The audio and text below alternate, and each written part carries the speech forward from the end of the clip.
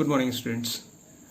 Today I am going to take a new chapter of the book First Flight for class 10th, and the name of the chapter is Nelson Mandela, A Long Walk to Freedom. As per my last experience, I found that it's quite difficult chapter for the students to understand. So this time I have tried to translate the whole chapter line by line in Hindi, and though it's not easy to memorize all the lines, so whatever the translation I have written in my copy, I'm going to read that one for you only, that you understand this chapter in a very better way, in a very easy way. One more thing I like to say you that most of the students who are not believe that I have made this, I want to show my written handwriting or my handwriting, that in which I have just noted down. See, this is the copy. I think you are unable to see this. No, I think yes. Now this is not only a single page, but if you are able to see, this is one page which I have right here, another copy page. And after that, in this page also, you have see the matter, and this also. Now, what I want to say, this is all in my handwriting, not anything else. I'm not copied down from anywhere else, and just have done this only for you. If you like to see this, please go through the whole video, unless you are unable to understand. Last time even I noticed that the students have a lot of problem in memorizing these chapters. So with the help of this, definitely you will not only able to understand the chapter, but also you are able to write down the question answer related to this chapter. Though at last you have to read it in English also from your book, but until the book was not provided, the book is not provided to you, please go through this again and again, and it's quite easy. I'll try my best to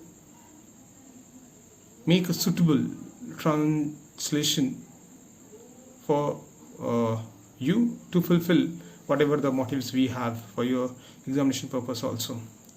Okay, now I'm going to read, because it's very difficult to memorize all the things one by one, but I'll try my best that in between that, whatever the confusion will occur, I will clear with the same time. Now see, if you see the chapter, whether you have the PDF form or original book, you found that the chapter starts from some background of the history of South Africa, और मैं वहीं से ये कहानी की शुरुआत करने जा रहा हूँ, जैसे कि किताब में दी हुई है। लगभग 300 शताब्दियों के गोरे लोगों के शासन के बाद नेल्सन मंडेला दक्षिण अफ्रीका के पहले अश्वेत राष्ट्रपति बने। दक्षिण अफ्रीका के इतिहास में पहले लोकतांत्रिक तरीके से हुए चुनाव में नेल्सन मंडेला की पार्टी अफ्रीकन नेशनल पार्टी ने 400 में से 252 सीटों पर जीत दर्ज की। पार्टी के जीतने का भव्य समारोह प्रिटोरिया में स्थित यूनियन बिल्डिंग, जिसे कि हम एकता भवन के नाम पे आगे जानेंगे, यूनियन बिल्डिंग के खुले प्रांगण में आयोजित किया गया, जिसमें 140 देशों के बड़े बड़े राजनीतिज्ञों, सम्मानित व्यक्तियों ने भाग लिया। नेल्सन मंडेला के शब्दों में, ये भूमि कभी भी इस तरह के खूबसूरत अनुभव को दोबारा नहीं पाएगी। लगभग 1 लाख लोगों की अनुपस्थिति में, जिनमें मर्द, औरतें, बच्चे शामिल थे, बिना किसी रंग भेद के इस पल का मनोरंजन गा और नाच कर प्रिटोरिया की सड़कों पर उन्होंने किया। ये बैकग्राउंड था जो कि आपकी किताब में पहले दिया हुआ है, और इसके बाद ही ये जो लेसन है इसकी शुरुआत होती है। और 10 मई का वो दिन जब आकाश साफ और सुबह चमकीली थी। पिछले कुछ दिनों से मैं संसार के अलग अलग देशों से आए हुए राजनीतिज्ञ और सम्मानित व्यक्तियों से घिरा रहता था, जो यहाँ हमारे देश में सम्मान प्रकट करने उस भव्य समारोह में दक्षिण अफ्रीका आए थे। इस भव्य समारोह का आयोजन बलुआ पत्थर से बने यूनियन बिल्डिंग, जिसे हमने कहा पहले आपको कि यूनियन बिल्डिंग वही एकता भवन के खुले प्रांगण में हुआ। दशकों से ये भवन गोरे लोगों के प्रभुत्व को दर्शाती थी और अब हर तरह के लोगों से सजा बिना किसी भेदभाव के मानो इंद्रधनुषी रंग का समा बंध गया हो। इस देश के पहले लोकतांत्रिक अश्वेत सरकार के बनने का साक्षी बनने जा रहा था। पतझड़ के उस प्यारे से दिन में मैं अपनी बेटी जिनानी के साथ यहाँ पे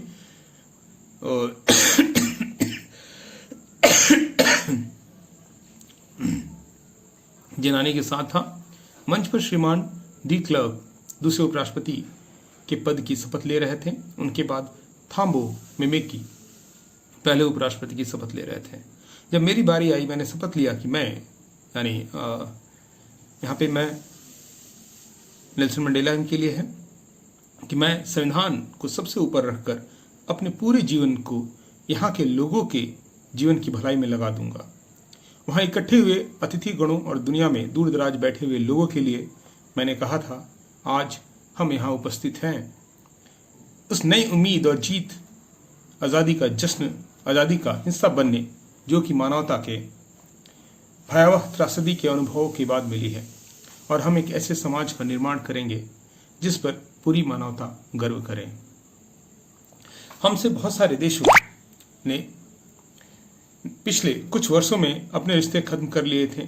वे आज हमें अपनी ही मिट्टी पर इस समारोह के आयोजन का मौका दे रहे थे।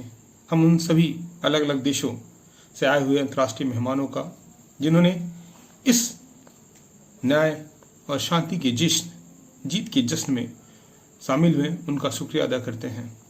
अंततः हम लोगों ने अपने आप को राजनीतिक बंधन से मुक्त कर लिया। हम अपने आप में यह शपथ लेते हैं कि हम अपने लोगों की दासता, गरीबी, शोषण, लिंग भेद और रंग भेद से आज़ाद करेंगे।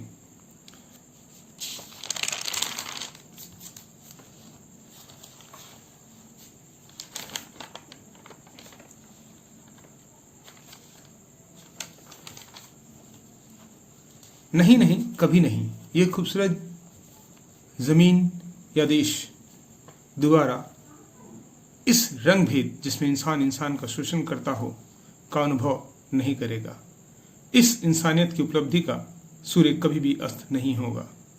आज़ादी का शासन हो। भगवान दक्षिण अफ्रीका को ये आशीर्वाद दे। ये अंत लाइन है उनके शपथ का। कुछ ही पलों बाद हम लोगों ने अपने आंखें उस अचंभित कर देने वाले दृश्य की तरफ उठाई, जिसमें दक्षिण अफ्रीका के जेट, हेलीकॉप्टर और अन्य जहाज़ों ने एक साथ मिलकर एकता भवन के ऊपर शेर की दहाड़ जैसी आवाज करते हुए उड़ान भरी। ये सिर्फ एक निर्धारित कार्यक्रम की तरह ही नहीं, बल्कि ये सैनिक प्रदर्शन लोकतंत्र को ईमानदारी पूर्वक चुने हुए सरकार का साथ देने की थी। जैसे कुछ पल पहले की बात हो, बड़े पदों पर पदासीन सैनिक अधिकारी, पुलिस अधिकारी, जिनके सीने पर मेडल सजे हुए थे, मुझे मेरे पीछे खड़े होकर सलामी दे रहे थे और अपनी ईमानदारी की शपथ ले रहे थे।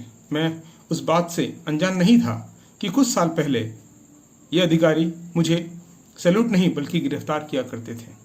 अंततः हम उन विमानों ने वी यानी विक्ट्री के अंदाज में काला, लाल, हरा, नीला और सुनहले रंग का धुआं एक साथ दक्षिण अफ्रीका के आकाश में छोड़ा। ये दिन दो राष्ट्रगान गाने का प्रतीक दिन था। एक जो गोरे लोग गा रहे थे, जो पुराना राष्ट्रगान था। दूसरा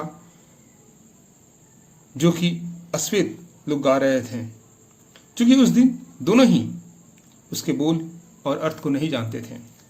लेकिन उस दिन के बाद जल्दी ही शब्द और उसके अर्थ को उन्होंने न कि बल्कि समझ लिया, बल्कि उसको अच्छे से याद भी कर लिया। मैं उस उद्घाटन के दिन अपने इतिहास को सोचकर गर्वान्वित महसूस कर रहा था। 20वीं शताब्दी के शुरुआती दशक में जब आंगल बोर युद्ध के कड़वे अनुभव के बाद मेरा जन्म हुआ था और गोरी चमड़ी वालों ने एक नए सामाजिक नियम के तहत रंगभेद की नीति स्थापित की, जिस ढांचे को उन्होंने बनाया वो सबसे अमानवीय और कठोर था। और अब 20वीं शताब्दी के अंतिम दशक में जब मैं खुद 80 साल का हूँ, उस सामाजिक ढांचे को पलटकर और बदलकर एक स्वतंत्र अधिकारों वाले सामाजिक ढांचे को बनाने का या निर्माण करने का सोचा, जहां हर कोई बराबर था। ये दिन हमारे हजारों लोगों के कल्पनाओं से परे त्याग का परिणाम था। उन लोगों के दुख दर्द को न तो गिना या कम किया जा सकता है। मैं उस दिन को उन देशभक्तों के एवज में मिलना मानता हूं जो अब नहीं रहे। वे सभ्य देशभक्तों के अंत के रूप में और अपनी शुरुआत के रूप में मानता हूं। मुझे इस बात का दुख है कि मैं उनका शुक्रिया अदा नहीं कर सकता और ना ही वे देख सकते हैं कि उनके त्याग ने क्या पाया। इस रंगभेद की नीति ने बहुत ही गहरा घाव इस देश और देशवासियों को दिया था। हम सभी को इस दर्द को भुलाने में काफी वर्ष लगे, लेकिन दशकों तक शोषण और निर्दयता में एक अलग ही प्रभाव छोड़ा था और वो इन लोगों के रूप में मिला था। ओलिवर टैबोस, वॉल्टर साइसलस,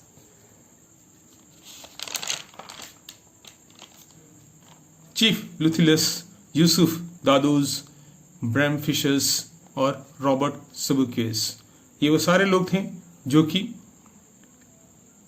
अपना बहुत ही बड़ा योगदान दक्षिण अफ्रीका की आज़ादी में दिए थे, जो कि अविश्वसनीय रूप से बहादुर, बुद्धिमान और सरल थे। वैसे लोग दोबारा कभी नहीं होंगे। इसके लिए शायद इतना गहरा शोषण उन जैसे को बनाने के लिए आया था। मेरा देश खनिजों और रत्नों से धनी था जो कि हमारे मिट्टी में दबे थे, लेकिन मैं हमेशा से जानता था कि हमारी सबसे बड़ी संपदा हमारे लोग हैं, जो बहुत ईमानदार और हीरे से भी शुद्ध है। मुझे बहादुरी का अर्थ अपने देशभक्तों से मिला। मैंने देखा था कि लोग कैसे अपने विचारों की रक्षा के लिए अपने जीवन को दांव पर लगाते थे। मैंने देखा था कि आदमी कैसे बिना झुके टूटे किसी व्यवस्था के खिलाफ खड़े होते हैं जो कल्पना को भी झुठलाता है। मैंने सीखा साहस डर की अनुपस्थिति नहीं, लेकिन इस पर विजय है। बहादुर वह नहीं है जिसे डर नहीं लगता, लेकिन वह है जिसने डर पर जीत हासिल की है। कोई भी एक दूसरे को रंग के कारण नफरत करते हुए पैदा नहीं होता, ना ही उसका पिछला जीवन या धर्म उसको नफरत करना सिखाता है। इंसान नफरत करना सीखता है, और अगर वे नफरत करना सीखते हैं तो प्यार करना भी सिखाया जा सकता है, क्योंकि प्यार स्वाभाविक रूप से मानव हृदय में नफरत के विपरीत पाया जाता है। यहाँ तक कि अपने सबसे दुखी पलों में जब हमें जेल में डाला गया था, तब भी मुझे मानवता की एक झलक अपने पहरेदार में मिली थी। भले ही वो एक पल के लिए ही थी, लेकिन मुझे आगे बढ़ने के लिए वो पर्याप्त थी। इंसान की अच्छाई एक दिए लौ की तरह होती है, जो छुप सकती है लेकिन बुझ नहीं सकती। हर इंसान के जीवन में दो जिम्मेदारियां होती हैं। एक उसके परिवार, जिसमें माता पिता, पत्नी और बच्चे आते हैं, और दूसरी अपने लोगों, समाज और देश के प्रति। मानव समाज में प्रत्येक आदमी अपने अनुसार इन दोनों जिम्मेदारियों को निभाता है, लेकिन दक्षिण अफ्रीका जैसे देश में खास तौर पर मेरे जैसे अश्वेत लोगों के लिए ये जिम्मेदारियां निभाना नामुमकिन है। लेकिन दक्षिण अफ्रीका में अगर कोई अश्वेत इसे निभाने की कोशिश करता है तो उसे सजा के तौर पर अलग कर दिया जाता है और जबरदस्ती उसे अपने घर और समाज से अलग रखा जाता है, जैसे कि वह द्रोही हो। मैंने शुरुआत में अपने लोगों को अपने परिवार से ऊपर रखने का विकल्प नहीं चुना, लेकिन अपने लोगों की सेवा करने के प्रयास में मैंने पाया कि मुझे एक बेटे, एक भाई, एक पिता और एक पति के रूप में अपने दायित्व को पूरा करने से रोका गया था। मैं आज़ाद होने की भूख के कारण पैदा नहीं हुआ था। मैं आज़ाद था, हर तरह से आज़ाद था जो मैं जानता था। मेरी माँ की कुटिया के पास के खेतों में दौड़ने के लिए अपने गांव से होकर गुजरने वाली साफ धारा में तैरने के लिए स्वतंत्र, तारों के नीचे भोजन को पकाने के लिए और बैल की चौड़ी पीठ पर धीमे धीमे सवारी करने के लिए स्वतंत्र था। जब तक मैंने अपने पिता की बात मानी और अपने गोत्र के रीति रिवाजों का पालन किया, तब तक मैं मनुष्य या ईश्वर के नियमों से परेशान नहीं था। जब मैंने यह सीखना शुरू किया कि मेरी बचपन की आज़ादी एक भ्रम है और एक नौजवान के रूप में मेरी आज़ादी पहले ही मुझसे ली जा चुकी है, तब मैं इसको पाने के लिए भूखा रहने लगा। सबसे पहले यहाँ भूखा से तात्पर्य उसके पाने के लिए बेचैन रहने लगा। सबसे पहले एक छात्र के रूप में मैं केवल अपने लिए आज़ादी चाहता था, जिससे मुझे यहाँ वहाँ जाने की और कहीं भी रात गुजारने की आज़ादी मिले जहाँ मैं चाहूँ। यानी कि वो पहले सिर्फ आज़ादी अपने बारे में आज़ादी की सोचते थे, ना कि देश के बारे में, समाज के बारे में। बाद में जोहान्सबर्ग में एक युवा व्यक्ति के रूप में मैं अपनी क्षमता को प्राप्त करने, अपनी कमाई, शादी और परिवार को रखने जैसे वैध सम्मानजनक स्वतंत्रता के लिए तरस गया। लेकिन फिर मैंने धीरे धीरे देखा कि न केवल मैं बल्कि मेरे भाई बहन भी आज़ाद नहीं थे।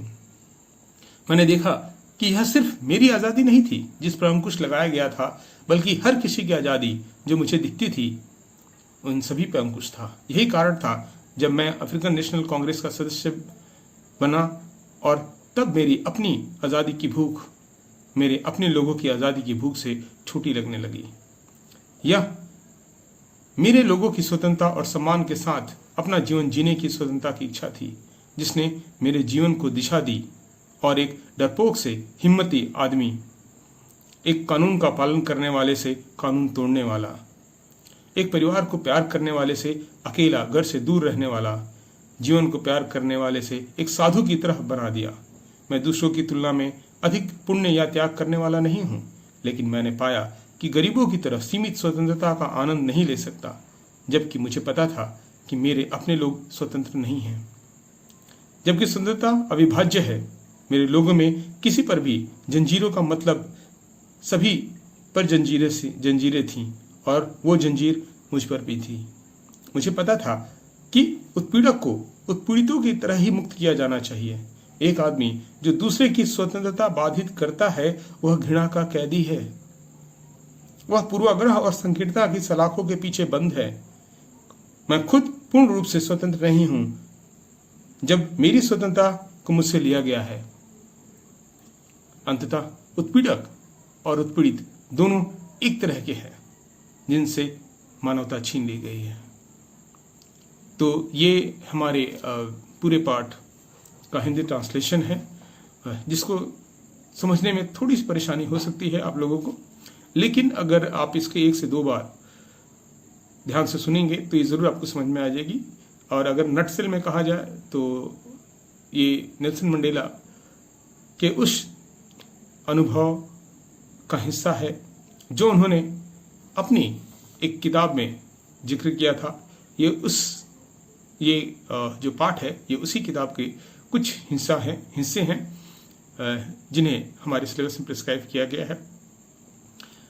और मैं उम्मीद करता हूँ कि पूरे इस पाठ को हिंदी में सुनने के बाद आपको बहुत हद तक ये पाठ समझ में आ जाएगा।